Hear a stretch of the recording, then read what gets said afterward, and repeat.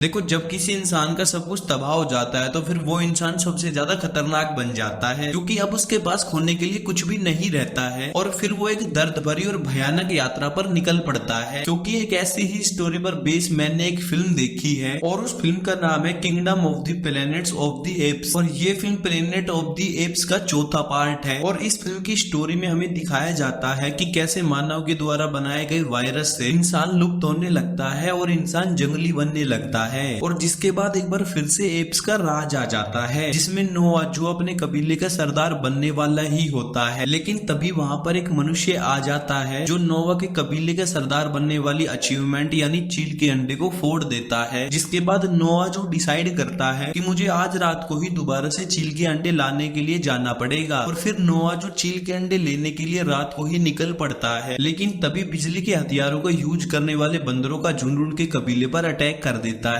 और वो झुंड नोआ के घोड़े के पीछे जाकर नोआ के कबीले का पता करता है। जिसके बाद वो सिल्वा जो नोआ के पिता को मार देता है और नोआ के पूरे कबीले को बांधकर अपने साथ बंदी बनाकर ले जाता है। और इसी युद्ध के बीच में नोआ जो बेहोश होकर गिर जाता है, जिसके बाद नोआ को होश आता है और फिर नोआ अपने पिता को दफन करके अपने कबीले को ढूंढने के लिए एक यात्रा पर निकल पड़ता है। और उसकी इस यात्रा में राका नाम का एक और उड़ान भी जुड़ जाता है जो नोआ को सीजर की शिक्षा के बारे में बताता है। और तभी इन दोनों का पीछा कोई लड़की कर रही होती है, और राका जो काफी दयावान होता है वो इस लड़के को कुछ खाने के लिए और कुछ पहनने के लिए देता है, और फिर इस लड़की का नाम वो नोवा रख देता है। और अब यहाँ पर तुम कंफ्यूज मत हो जाना, क्योंकि एक का नाम है नोवा और एक का नाम है नोआ। जिसके बाद नोआ की इस यात्रा में राका और नोवा भी जुड़ जाती है। लेकिन तभी वहाँ पर शिमला का झुंड फिर से उन पर अटैक कर देता है, जिसमें राका की जान चली जाती है, और इस अटैक से नोवा और नोआ बचकर भाग जाते हैं। और तब वो लड़की अचानक से बोलती है और फिर वो नोआ को सारी बातें बताती है कि कैसे ये सिल्वा जो इस पूरी दुनिया पर अपना राज करना चाहता है। और फिर वो दोनों वहां पर जाते हैं जहां पर सिल्वा का पूरा झुंड होता है, लेकिन वहीं पर नोवा और उस लड़की मई को पकड़ लेते हैं। जिसके बाद नोआ जो अपने झुंड से और अपनी फैमिली से मिल पाता है। जिसके बाद नोआ जो सिल्वा को खत्म करने और अपने झुंड को गुलामी से आजाद करवाने के लिए योजना बनाता है। तो फिर नोआ जो कैसे सिल्वा को खत्म कर पाता है और अपने झुंड को कैसे गुलामी से आजाद करवा पाता है, इसके लिए आपको ये फिल्म देखनी पड़ेगी। इस फिल्म की कहानी काफी मजेदार है, जिसमें आपको इमोशन और वॉर देखने को मिलेगी, और ये पूरी फिल्म आपको 1 मिनट के लिए भी बोर नहीं होने देती है। और इस फिल्म के सभी विजुअल एकदम शानदार हैं, और इसी के साथ इस फिल्म का VFX, सिनेमेटोग्राफी, CGI, डायरेक्शन सब कुछ कमाल का है। और इस फिल्म का क्लाइमैक्स तो काफी दमदार है, जिसे देखकर आपका पूरा पैसा वसूल हो जाएगा। और अगर आपने इस फिल्म के पिछले 3 पार्ट नहीं देखे हैं तो भी कोई प्रॉब्लम नहीं है, तो भी आपको इस फिल्म की स्टोरी एकदम समझ में आएगी। ये फिल्म हमें वो कनेक्शन दिखा पाती है जिसके लिए मेकर्स ने इतनी ज्यादा मेहनत की है कि यहाँ पर इस दुनिया में इंसान और बंदर दोनों प्यार से मिलकर एक साथ रह सकते हैं। और इस फिल्म के अंदर आप एक भी गलती नहीं निकाल पाओगे। हाँ, कहीं कहीं पर आपको लंबी लंबी बातचीत दिखाई जाती है, लेकिन वो बातचीत भी आपको बोर नहीं करेगी। तो जाओ